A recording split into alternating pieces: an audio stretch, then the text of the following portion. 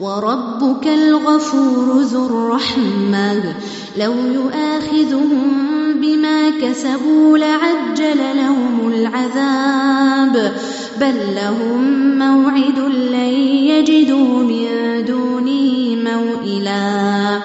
وتلك القرى أهلكناهم لما ظلموا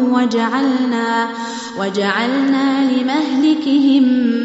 موعدا وإذ قال موسى لفتاه لا أبرح حتى أبلغ مجمع البحرين أو أمضي حقبا